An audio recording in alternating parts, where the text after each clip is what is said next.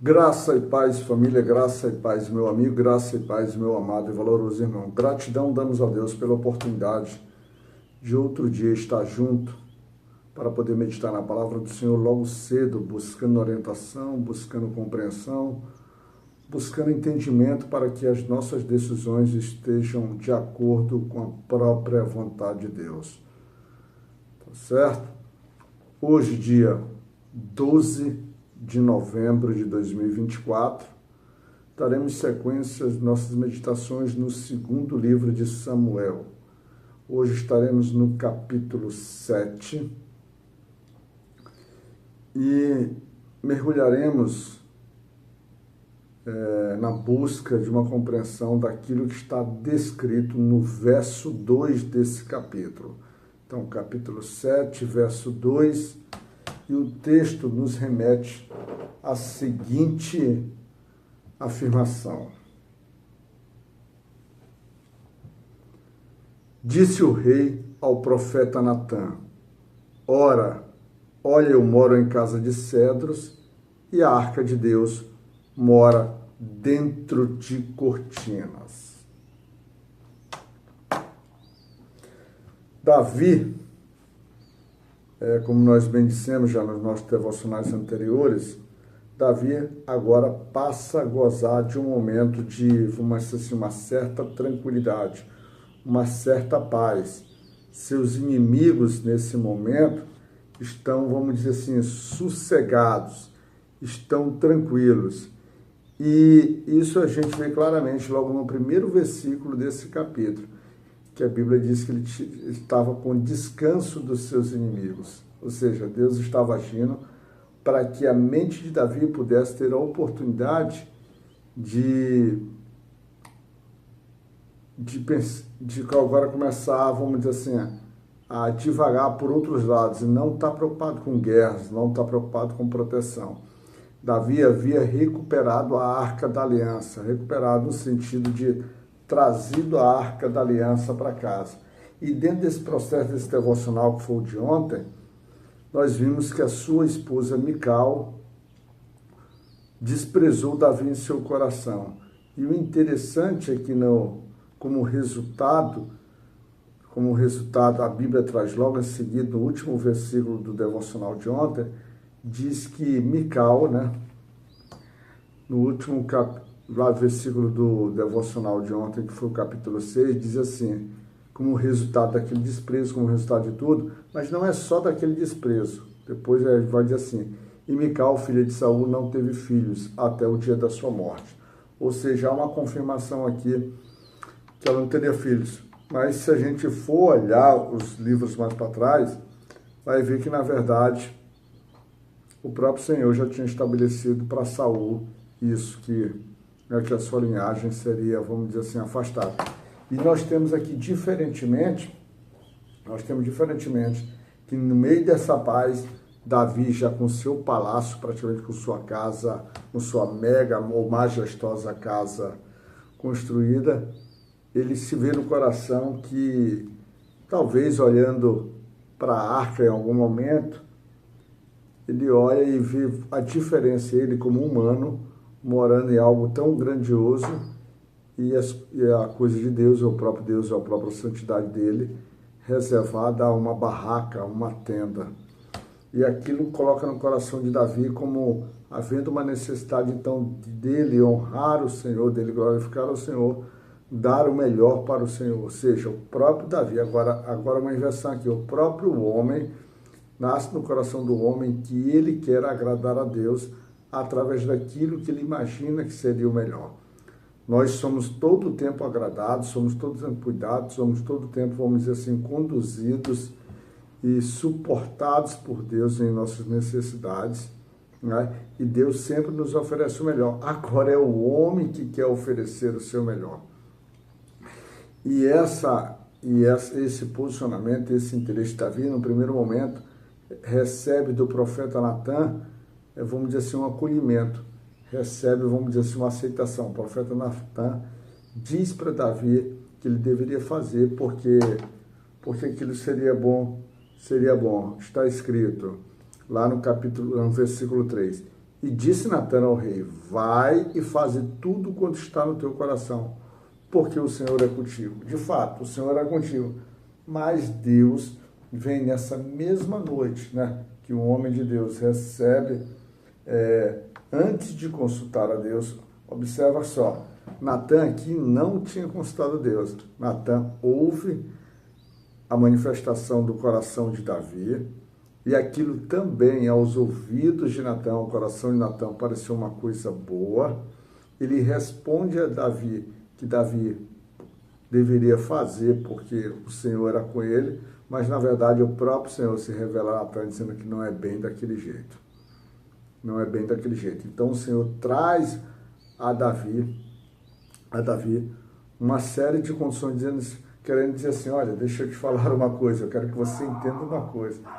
Na verdade, quem tem o prazer de te fazer grande sou eu. Não é você que me faz grande. Eu te tirei lá de pastor de ovelhas, eu fui te conduzindo no teu caminho, eu fui te protegendo nas tuas batalhas, eu fui à frente, eu fui destruindo teus inimigos, eu fui expulsando povos para que o teu povo fosse habitando, eu fui,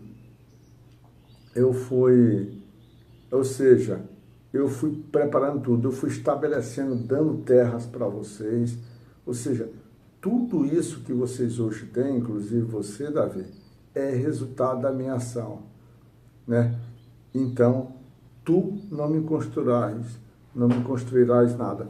E Davi relaciona vamos dizer assim, esse impedimento dele construir o templo, né, o templo, que nós chamamos de templo, e essa casa para o Senhor, quando você vai lá em 1 Crônicas, capítulo 22, que ele está dando as orientações para o seu filho Salomão, ele explica para Salomão que Deus disse que ele não construiria porque ele era um homem de guerra, pela mão dele tinha passado muito sangue, muita morte, né?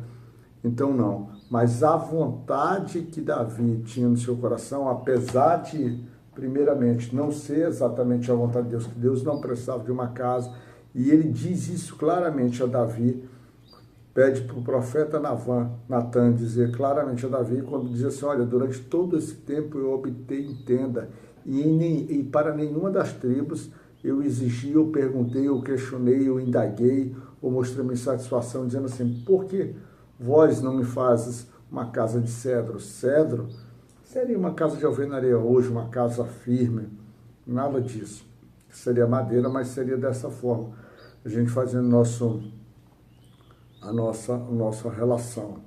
Então, nada disso Deus tinha, mas Deus se agrada da vontade, porque vê que em Davi há uma vontade de honrá-lo. Davi, que é uma vontade de oferecer o melhor de si. Davi não está preocupado em ter o melhor para si, mas sim oferecer aquilo que é o melhor para ele. E hoje, nós como cristãos, nós entendemos que oferecer o melhor para Deus é oferecer a nossa vida completamente a Ele. Nossos bens, nossas vontades, nossos pensamentos, ou seja, as nossas ações têm que, vamos dizer assim, tem que se alinharem aos propósitos de Deus. É fazer com que o reino dele cresça, é fazer com que o evangelho dele seja difundido, é praticar a caridade, é cuidar dos irmãos, é cuidar do próximo, é estabelecer paz, é sermos centro de comunhão com pessoas, é ensinarmos o amor de Cristo. Isso, de fato, seria uma forma natural, mas semelhantemente a isso, hoje nós vemos então, na verdade, homens diversos levantando diversos templos, casas. Quando eu falo templo, pelo aspectal. E aqui, e não é da forma como Davi faz, que Davi aqui fazia da forma da grandeza. Agora nós temos milhares com o mesmo sentimento, não sei se com o mesmo propósito, mas com o mesmo desejo de levantar. Temos hoje homens fazendo, não sei se com o mesmo propósito do coração de Davi, ou se com o propósito do próprio coração dos homens. Mas o Senhor diz que Davi não construirá, mas faz algo melhor, oferece uma promessa. Em vez de Davi estar agora prometendo a construção de uma casa com seu desejo, é o Senhor que estabelece para ele. Estabelece. Davi, na verdade, quando tu chegares ao teu final, que tu dormires com os teus pais, na verdade, durante todo esse tempo, eu levantarei da tua casa descendentes e eles reinarão para sempre. Porque, na verdade, esse reinado que vem de Davi, ele vai chegar até Jesus Cristo, ele aponta para Jesus Cristo. E o interessante é que Davi aqui, a gente quando pega esse capítulo, a gente se remete lá nas bênçãos que Jacó faz para os seus filhos, lá quando diz o seguinte, lá Jacó, quando diz o seguinte, que quando ele está falando, abençoando as tribos, e que ele vai falar nas tribos lá no capítulo 49 de Gênesis. Vamos dar uma olhada aqui para a gente pontuar melhorzinho, para ficar com uma referência escrita aqui.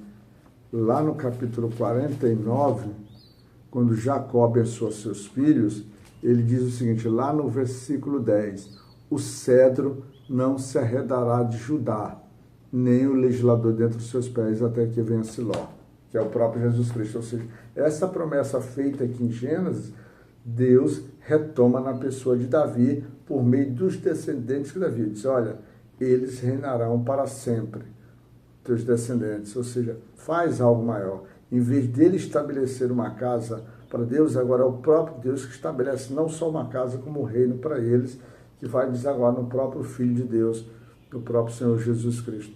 Então, mostra o quanto, por exemplo, às vezes a nossa vontade, ela, na verdade, ela é muito limitada diante daquilo que o próprio Deus pode fazer para a gente. Mas agrada sim ao Senhor quando nós temos um coração realmente voltado para querer, vamos dizer assim, servi-lo, para querer oferecer o melhor. E aí nisso também a gente se estabelece aquele princípio que é dito lá, que é um dos mais repetidos na Bíblia, que é o mais repetido nos devocionais, que é a questão da mulher samaritana, quando ele diz para ela que eu procuro adoradores que nos adorem em espírito e em verdade. Davi é um homem de louvor, é um homem de adoração, é um homem de muito fervor, E muito do que a gente vê sobre templos, sobre adoração, sobre cânticos, sobre louvores, passa pela forma como Davi louvava o Senhor, né? Que quando você vem lendo a Bíblia antes de Davi, antes de Samuel, Crônicas, que você não vê muito essas referências, você não vê assim com tanta intensidade.